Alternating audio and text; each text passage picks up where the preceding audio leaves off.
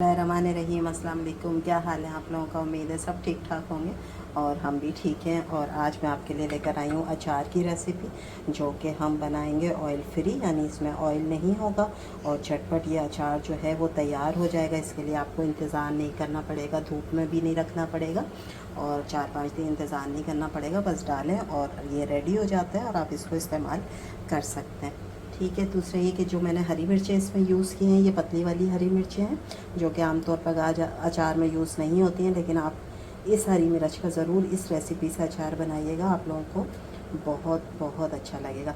थोड़ा सा मेरी आवाज़ में हो रहा है मसला, क्योंकि मेरा गला ख़राब है, तबीयत ठीक नहीं है। ठीक है, तो उस पर थोड़ा सा कंप्रोमाइज़ कर लें। और अचार जो है वो मज़ेदार सा रेडी हो चुका है। ठीक है, तो आप इसको तैयार करें और इन्जॉय करें दाल चावल के साथ भी। और ये थोड़ा सा मैं खोल लूँ। ठीक है, दाल चावल के साथ और जिस सालन के साथ भी आपको अचार पसंद है, ठीक है, आप रख सकते हैं। तो शुरू करते हैं अपनी रेसिपी। घर के मसालों से तैयार है, कुछ भी लाने की ज़रूरत नहीं पड़ेगी और झटपट तैयार हो जाएगा जी। इसके लिए मैंने क्या किया है कि ये वाली मैंने मिर्चें ली हैं, लंबी जो होती हैं, पतली, और इनको मैंने वॉश करने के बाद जो है ना वो टिश्यू पेपर पे फैला के पंखे के नीचे रख दिया था, ताकि ये अच्छे तरीके से जो है वो ड्राई हो जाए। क्योंकि अचार जो है ना वो ड्राई आपने मिर्च का करना है, वरना अचार ख़राब हो जाएगा। अब ये ड्राई हो गई हैं अच्छी तरीके से। अब मैं क्या करूँगी कि मैं इनके दो दो हिस्से कर लूँगी लंबाई में।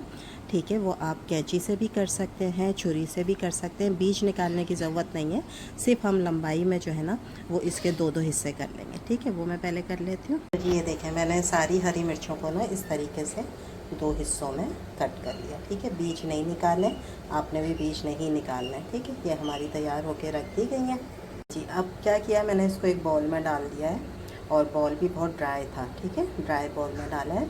अब इसके अंदर मैं डालूँगी सबसे पहले 1 टेबल स्पून भर के नमक। अचार में वैसे भी नमक जो है ना वो थोड़ा ज़्यादा होता है, लेकिन आप 1 टेबल स्पून डालिएगा। अच्छा, 1 पाव मैंने मिर्चें ली है, मैं उसके हिसाब से चीज़ें डालूँगी। ठीक है, आपने अगर ज़्यादा मिर्चों का बनाना है तो उसके हिसाब से इसको डबल कर लिएगा। इसके अलावा मैंने ये 1 कप भर के लिया है सिरका। ठीक है, वाइट विनेगर। ठीक है, ये मग आप देख लें, अगर आपका इस तरह का छोटा है तो आप 2 डालेंगे, वरना 1 डाल देंगे। ठीक है, ये हम इसके अंदर डालेंगे। ठीक, इसको करते हैं मिक्स। नमक और सिरके में इसको डालकर हम रख देंगे ढक कर। ठीक है, जब तक हम करेंगे दूसरा काम, जब तक ये इन दोनों चीज़ों में मिर्चें जो हैं वो रहेंगी, ताकि सिरका और नमक जो है वो मिर्च के अंदर अच्छी सी खटास ले आए। ठीक है, और अब हम करेंगे दूसरा काम। दूसरा काम ये है कि पैन मैंने रख दिया था गरम होने के लिए, बहुत अच्छा गरम हुआ हुआ है, और फिर मैंने जो है वो चूल्हा बंद कर दिया है, क्योंकि हमने जलाना नहीं है चीज़ों को। तो इसके अंदर मैं डालूँगी ये 1 टेबल स्पून भर के सौंफ।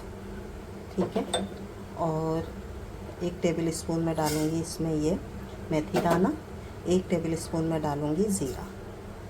ठीक है, और इसको मैं थोड़ा सा रोस्ट करूँगी। इस पे हमने कोई कलर नहीं लेकर आना है, जस्ट हमने इसके अंदर जो नमी है तीनों चीज़ों की उन्हें ख़त्म करना है। ठीक है, इसलिए मैंने जो है वो फ़ौरन चूल्हा बंद कर दिया है। ये इस वक्त बहुत अच्छा गर्म हुआ हुआ है पैन। अगर आपने गर्म नहीं किया है तो आप हल्की आंच पर इसको जो है वो रोस्ट कर सकते हैं, लेकिन आपने इन सारी चीज़ों पे कोई भी कलर नहीं लाना है। हमने जस्ट इसका पानी जो होता है, इसमें नमी जो होती है चीज़ों की, वो ख़त्म करनी है। ठीक है, और खुशबू आना शुरू हो गई है, जबकि मैंने चूल्हा जो है लेकिन बंद है। ठीक है, इसको 1 से 2 मिनट में इसी तरह से गरम पैन में ही रोस्ट कर लूँगी। जी, रोस्ट हो गई। और ये देखें, इसकी आवाज़ से आपको पता चल रहा होगा कि ये कितनी अच्छी क्रिस्पी सी हो गई है। ठीक है, अब ये थोड़ी सी ठंडी हो जाए, फिर मैं इसको जो है वो ग्राइंडर जार में डालकर जो है वो दरदरा सा जो है वो 1-2 दफ़ा जो है वो ग्राइंड कर लूँगी। मैंने इसको बस दरदरा सा, आपको दाने भी नज़र आ रहे होंगे, बस इस तरह से मैंने इसको ग्राइंड कर लिया है मोटा मोटा सा। ठीक है, ये हो गया। अब हमने क्या करना है कि ये हमारे पास रायताना जो मैंने लिया है तकरीबन 2 टेबल स्पून के बराबर। ठीक है, इसको भी मैं इसी तरह से दरदरा सा जो है वो बग़ैर रोस्ट किए हुए। ठीक है, इसको रोस्ट नहीं करना है। اور اس کو نا آپ صاف بھی کر لیا کریں، جب آتا ہے نا تو اس میں تھوڑا سا ہوتا ہے کوئی مٹی کے دانے وغیرہ، وہ نکالنے کے بعد پھر اس کو اس کو میں گرائنڈ کر لوں گی اسی طرح موٹا موٹا سا۔ رائی دانہ بھی یہ دیکھیں میں نے اس کو بھی گرائنڈ کر لیا، ٹھیک ہے۔ یہ ساری کام ہمارے ہو گئے۔ اب ہم کیا کرتے ہیں کہ دیکھتے ہیں ہری مرچ جس میں ہم نے ڈالا تھا سرکہ اور نمک، ٹھیک ہے۔ اس کے بعد ہم دیکھیں گے کہ اس کے اندر یہ دیکھیں کتنا سارا پانی ہو گیا، کیونکہ نمک کی وجہ سے بھی پانی اور ان دونوں چیزوں نے جو مل کے جو ہے نا وہ اس کے اندر بہت اچھا فلیور کر دیا اور اس کو تھوڑا سا نرم بھی کر دیا، ٹھیک ہے، کیونکہ جتنی دیر ہم کام کرتے رہے یہ نمک اور سرکے میں رہیں۔ اب ہم نے کیا کرنا ہے، ہری مرچوں کا یہ جو پانی ہے سرکے والا، ٹھیک ہے، اور نمک والا، اس کو ہم نکال لیں گے۔ کیوں نکالیں گے؟ اس کا ریزن یہ ہے کہ جب میں مسالے ملاؤں گی نا اور اگر یہ پانی اس میں رہا تو سارے مسالے چلے جائیں گے پانی میں، ٹھیک ہے، اور مرچوں پہ اچھی طرح سے مسالہ نہیں لگ پائے گا، تو اس لیے یہ میں نے پانی نکال لیا ہے۔ یہ اس کو ہم رکھتے ہیں الگ، ٹھیک ہے۔ اب ہم اس میں ڈالتے ہیں مسالے جو ہم نے سب سے پہلے گرائنڈ کیے تھے وہ سارے اس میں ہم ڈال دیں گے۔ اس کے علاوہ میں اس کے اندر ڈالوں گی 1 ٹیبل اسپون کے برابر ہے ایک کلونجی،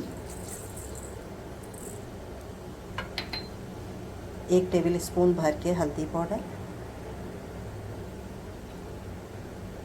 1 ٹی اسپون لال مرچ کا پاؤڈر، کیونکہ مرچیں پہلے ہی بہت یہ والی جو ہیں وہ تیز ہوتی ہیں، ٹھیک ہے۔ یہ ساری چیزیں ڈالیں گے۔ اب ہم اس کو کرتے ہیں مکس، 1 ہی چمچ رکھیں، ٹھیک ہے، اور وہ بھی ڈرائی ہونا چاہیے، گیلا آپ نے اس میں کچھ بھی یوز نہیں کرنا ہے، ٹھیک ہے۔ اس کو اچھے طریقے سے سارا آپ نے مسالہ لگانا ہے ساری ہری مرچوں کے اوپر۔ یہ دیکھیں میں نے اس کو اچھی طریقے سے مکس کر لیا ہے، ٹھیک ہے، اور ساری ہری مرچوں کے اوپر جو ہے وہ مسالہ اچھی طریقے سے لگ گیا ہے، ٹھیک ہے۔ اور نمک بھی میں نے چیک کیا، نمک بالکل صحیح ہے۔ اب کیا ہے کہ یہ والا جو پانی تھا وہ اب میں اس کے اندر ڈال دوں، ٹھیک ہے، اور پھر پانی ڈال کر بھی آپ اس کو اچھے طریقے سے مکس کر لیں۔ یہ دیکھیں مرچ نے اپنا مسالہ تو لے لیا، ٹھیک ہے، اسی طرح ساری مرچوں پہ لگ گیا۔ اور جو لوگ کہتے ہیں نا کہ یہ والی جو مرچیں ہوتی ہیں وہ کرواہٹ لے آتی ہیں، جو کچھ بھی، آپ ضرور اس ریسیپی سے انہی ہری مرچوں کا اچار ڈالیے گا، آپ بلیو کریں پھر آئندہ آپ دوسری ہری مرچوں کا نہیں ڈالیں گے۔ اور یہ آئل فری ہے، ٹھیک ہے، بغیر آئل کے آپ نے ڈالنا ہے، جھٹ پٹ تیار ہو جاتا ہے۔ بس اب ہم اس کو کیا کریں گے کہ کوئی بھی آپ جار لیں، لیکن کانچ کا لیں، ٹھیک ہے، کانچ کے جار میں آپ نے اس کو ڈالنا ہے، اور یہ جار بھی بالکل ڈرائی ہونا چاہیے۔ اور پھر آپ اس اچار کو جو ہے نا وہ 2 مہینے تک استعمال کر سکتے ہیں۔ اگر آپ اس سے زیادہ استعمال کرنا چاہتے ہیں تو پھر آپ کو اس کے اندر تھوڑا سا آئل ڈالنا پڑے گا اور اس کو دھوپ لگانی پڑے گی، ٹھیک ہے، لیکن ہم بغیر دھوپ والا بنا رہے ہیں اور یہ انسٹنٹ ہے، فوراً تیار ہو جاتا ہے اور فوراً استعمال بھی کیا جا سکتا ہے، ٹھیک ہے۔ تو بس اب ہم اس کو جار میں ڈالتے ہیں۔ یہ دیکھیں جی میں نے اس کو جار میں ڈال دیا، ٹھیک ہے۔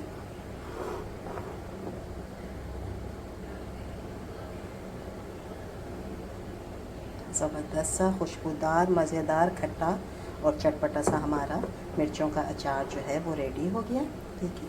بس اب ہم اس کو کریں گے بند، اور بند کر کے میں اس کو رکھ دوں گی فریج میں، اور اس کو آپ 2 مہینے استعمال کر سکتے ہیں۔ فریج میں نہ بھی رکھنا چاہیں تو باہر کاؤنٹر پہ بھی چھوڑ سکتے ہیں، یہ خراب نہیں ہوگا کیونکہ اس کے اندر سرکہ ہے۔ اور جو باقی بچ گیا ہے اس کو آپ جو ہیں وہ کسی بھی اور برنی میں ڈال کے رکھ لیں، جار میں، یا پھر اپنی کسی ڈش میں رکھ لیں، ٹھیک ہے، اور اس کو استعمال کریں۔ اور تو یہ تھی ہماری آج کی ریسیپی، امید ہے آپ لوگوں کو اچھی لگی ہوگی۔ اچھی لگی ہے تو لائک کریں، شیئر کریں، سبسکرائب کریں۔ انشاءاللہ کل پھر حاضر ہوں گے ایک اچھی مزیدار سی ریسیپی کے ساتھ۔ جب تک دیں اجازت، اللہ حافظ۔